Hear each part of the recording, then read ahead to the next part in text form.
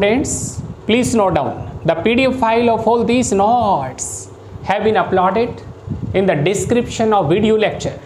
Please download your notes. Dear students, in today's lecture we will discuss skin or integument of frog. Dear students, skin or integument of frog. As we know, the skin of frog, it is olive green on dorsal side and creamish white on ventral side. The frog is capable to change its color of skin, and that phenomenon is known as protective coloration, or dear students, it is metacrosis. The animal is capable to change its body color, its skin color. That is metacrosis. It is protective coloration.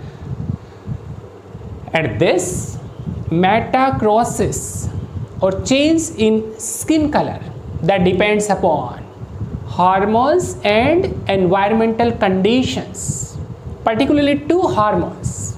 One hormone is produced by the adrenal medulla of adrenal gland, emergency gland.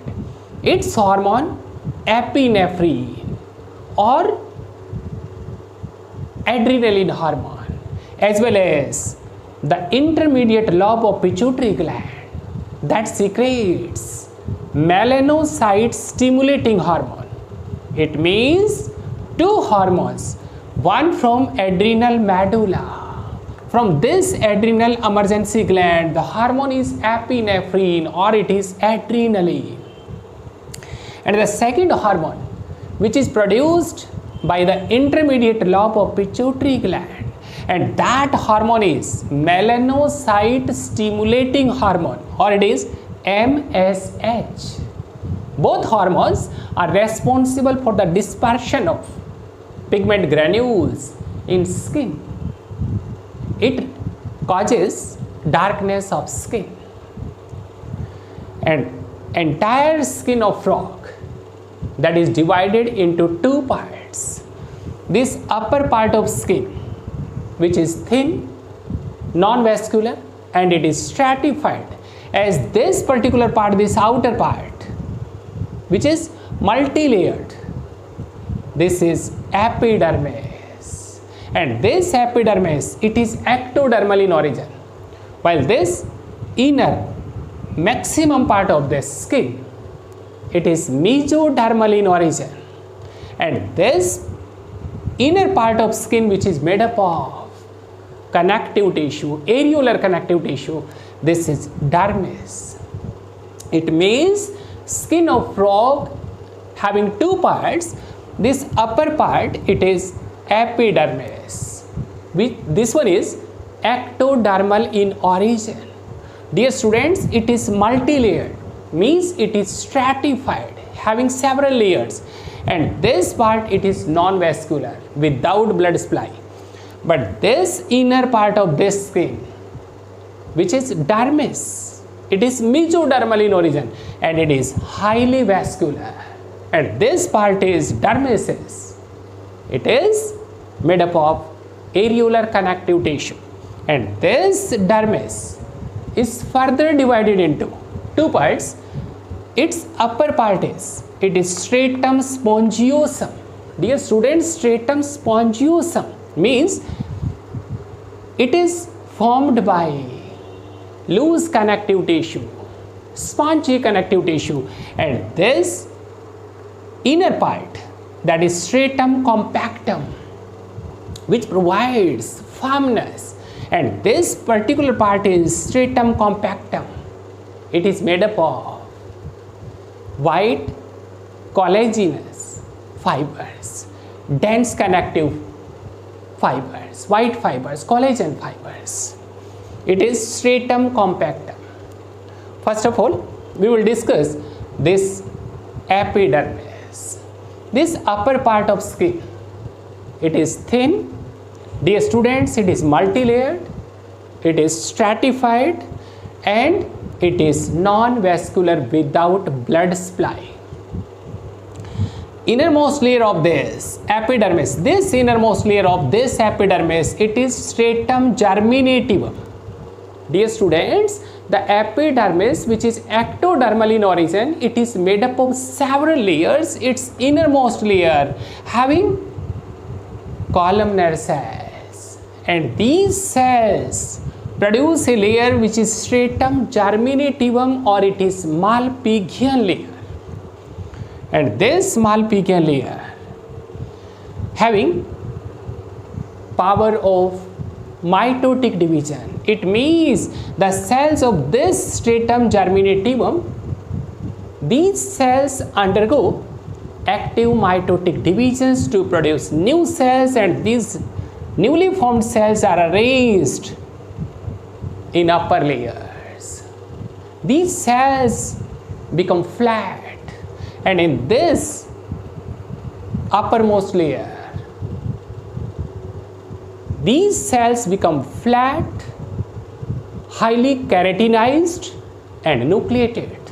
And this uppermost layer of epidermis, it is stratum corneum, because its cells are highly keratinized.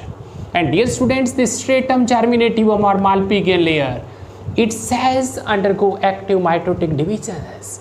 And this lowermost layer always rests on a non-cellular basement membrane. The lowermost layer of this epidermis rests on this basement membrane, and the layers between this stratum corneum, this outermost layer, and this innermost layer, stratum germinativum, these layers which lie between this upper and lowermost layers, these layers produce stratum transitional. Dear students, the dermis, and the dermis having two parts, upper part that is stratum spongiosum, and this inner part that is stratum compactum. This stratum spongiosum, which is made up of loose connective tissue, loose areolar connective tissue, and in this spongiosum, the skin glands are there which secrete mucus. These skin cutaneous or mucus glands, as well as a few Quiescent glands, are present in this spongiosum, as well as this spongiosum consists of lymph sinuses space, lymph capillaries, blood capillaries, fibers, and dear students, very important cells, these are pigment cells. In this stratum spongiosum, these chromatophores, pigment cells, are present in upper region. These chromatophores or pigment cells are further divided into three types. First type is melanophores. Dear students, these chromatophores having some pigments, these pigment cells are of three types. Melanophores, these are dark brown cells, and these melanophores having melanin pigment. Second type of chromatophores are lipophores. Dear students, these lipophores, these are yellow fatty cells, and these yellow fatty cells having yellow to red carotenoid pigments. And third type of cells, these are guanophores, and these guanophores, which are white pigment cells having guanine crystals, no pigments. And dear student, the stratum compactum, it means this lowermost layer, and this layer is made up of dense white fibrous connective tissue, collagen fibers which run vertically and horizontally, as well as this stratum compactum which provides stiffness, firmness to the skin, having enriched blood supply as well as nerve supply. This is all about, dear students, skin or integument of frog. The skin which is divided into two parts. This upper part, which is highly stratified, having several layers, and its lowermost layer always rests on basement membranes. This lowermost layer, it is stratum germinativum, or dear students, it is Malpighian layer. The cells of this lowermost layer, stratum germinativum, having power of active mitotic divisions. As a result, new cells are formed, and these new cells get arranged in upper layers.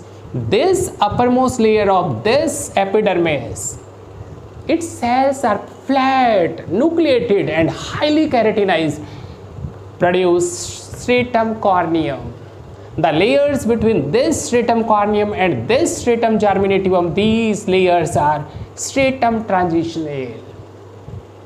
And dear students, this dermis having two parts. This upper part, which is made up of loose connective tissue, it is stratum spongiosum, and this lowermost part of dermis, which is made up of vertical and horizontal white collagen fibers, that is stratum compactum.